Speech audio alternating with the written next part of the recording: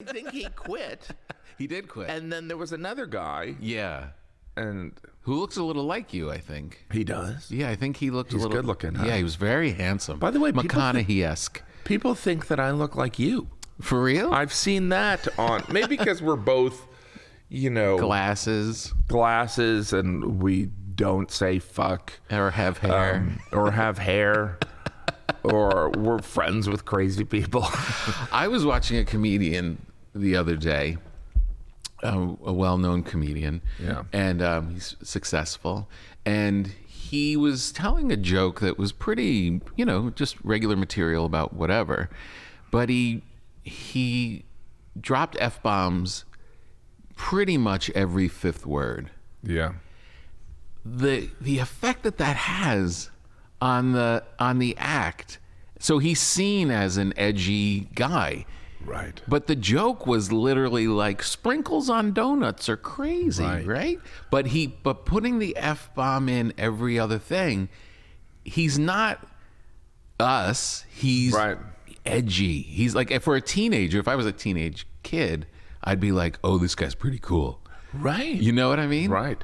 And that goes along with the authenticity thing. Mm-hmm. It probably appears authentic for him, right? Yeah, it does. Whereas if we did it, it's like me and I did a show in Milwaukee and they gave me a Harley Davidson jacket and I'm like, I can't wear this. You know what I mean? Like if I wore it, people would be like, no, just take that off. Do you know what I mean? Because it's an authenticity thing. You know what I mean? Like, what are you doing? I have material about motorcycles that I know nothing about them, but like, people don't even need to guess.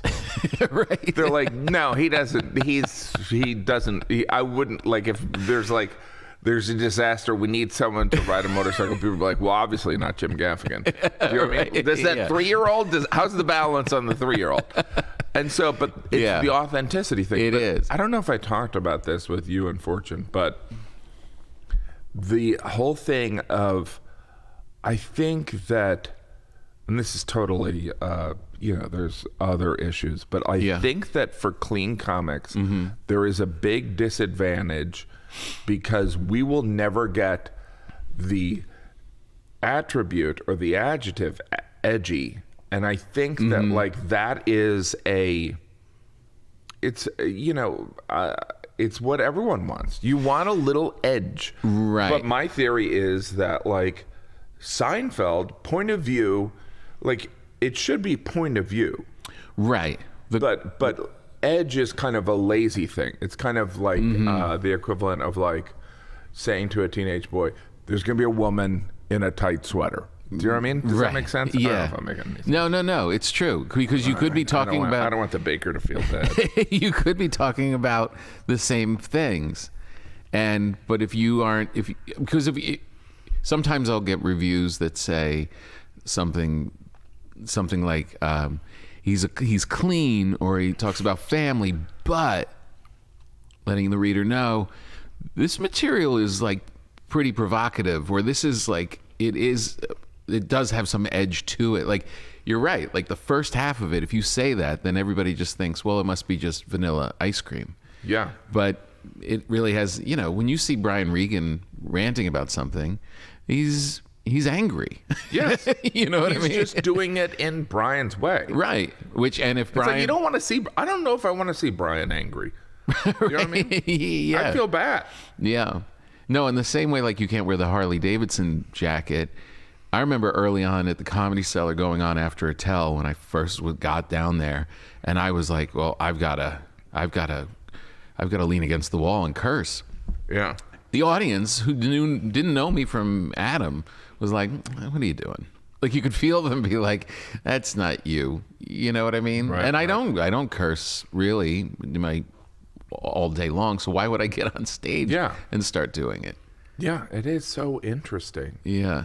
But that's my. But I wonder if it's a calculated thing with some acts. Like, they know that by filling the act with that, you are talking to a different audience. You're expanding the audience. That's insane. Which one? That chocolate one? Yeah, that I don't looks know. too insane. I don't know what they're doing. That Now we when just you're go home, into a sugar coma. Like the last half of the episode is just like. You ever think of just going for it and going to like John Pinette size? He was so funny. Yeah, so funny. God, I saw him recently. They were playing all these comics, and I never really get to sit and watch. And there was a bunch of comics from that era, and he was the funniest of all of them. He was so much better written than I remember. Really? Yeah, he was so colorful with his language and really painting a picture. And then he had the act behind it of his just. Well, he also the theatrics. He Yeah. could sing. Yeah. The voices. I mean, wow, he was a special guy. I mean, he was like, I remember one time for his birthday, I middled for him, and it was his birthday, and he was like, "Come on, let's go to a strip club." And I'm like, "Really? Okay." And he gave me, like, I think $50 for the strip club, and I'm like, "What a great guy!" This is such a weird story. Like, and then we murdered a stripper. And I was like, "What a great guy!" What a great guy. Oh, but here's what I was going to tell you that I think is so funny. It's like when you talk about the clean thing is, so I've been doing press for Comedy Monster, and what is really interesting is Comedy Monster, really there's, I mean, like the past, I have a joke in my new hour that I'm touring with now about how he ran out of food, meaning me, 3 specials ago. Like I didn't really talk about food in this special. No. But in interviews, people have been like, it was so great, the food material in Comedy Monster. And I'm like, and I don't want to be a dick and be like, there wasn't any.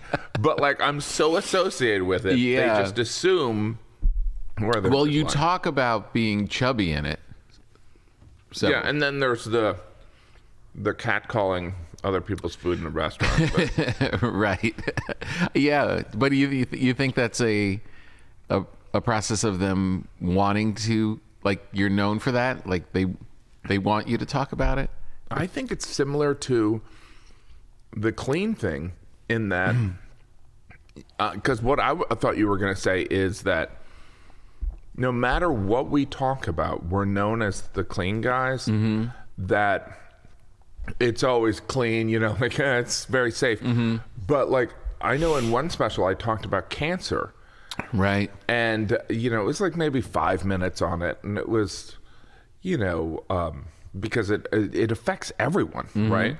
But like, there was still like people like, yeah, clean comedy. And I'm like, really? That's clean comedy? Talking about how we're all going to die of cancer? Right. How like, when you hear about I mean, this is before COVID. Now everyone's grandpa dies from COVID. Yeah, but even like when you, in Comedy Monster, there's one joke, forgive me because I forget what it was, but at the end you're like, and then we murdered her. Or something like, right? Right, yeah. And I was like, and it was like, that's it doesn't get darker than that. But I think it's the whole package, right? It's because I look like, I used to have a joke about looking like John Tesh. Now people don't even know who John Tesh is. But because we look a certain way. Yeah. And I think because people know that we are not the type that are out there murdering hookers. Not that other comics are. But I don't know. It's weird. I'm sure it's an advantage. Don't you feel though ways. that it's kind of lost its it's not so much a talking point as it was earlier? I think it's definitely diminished, but it's still, it's like, I think people are lazy. Yeah. And it's, I'm also grateful when I get press. So it's like, if they're gonna say something, Right. and when we first started, there weren't many articles, and still when we tour, people will like, it'll be like, here's the act, and then they just list your jokes. You're like, could you not do that? Right. Yeah. They're like, that's the article. It's just listing your jokes. Yeah. You're like, all right, that's not an article, but Right, exactly. but So, I think it's shifting a little bit, but I think that, I mean, we are a culture where we like new, right? We always like new stuff, and so. Yeah, I do honestly feel pretty good when I'll be signing books at the end or whatever, and a whole family will come up. Oh yeah. You know, like the parents and the 13-year-old kid and his 14-year-old sister, and they all just had a great time, and they're like, oh yeah, like I do feel really good about that. Because it's hard to write that stuff and be funny so that all those people are into you and wanting to show up. Like, you know, I allow myself to pat myself on the back at that moment, like that this shows that it kind of pays off. Yeah, I mean, there is part of me that feels like it is, I believe comedians kind of do what they do. So we're going to do the style of comedy that we're going to do, and we're going to get the criticism or the credit. But I know as a parent, you know, when you finally have, I mean, I've got, I don't know how many kids at this point. Well, I think it's 12. No, but there is like, you know, finding a family movie, you go through them. You're like, or, you know, because I have 9 and 10-year-olds, and I also have a 17-year-old. So now I'm like, all right, we can watch Dune. Everyone in on Dune? Yeah. So, like, to your point, there is something where I also really appreciate it, because there is stuff that you want to watch and you want everyone to be able to enjoy it. Yeah, yeah. And I also like it when I'm at a show and there is the teenage kid and then maybe an uncle. I'm like, that's pretty cool. Yeah. Right? Right, exactly.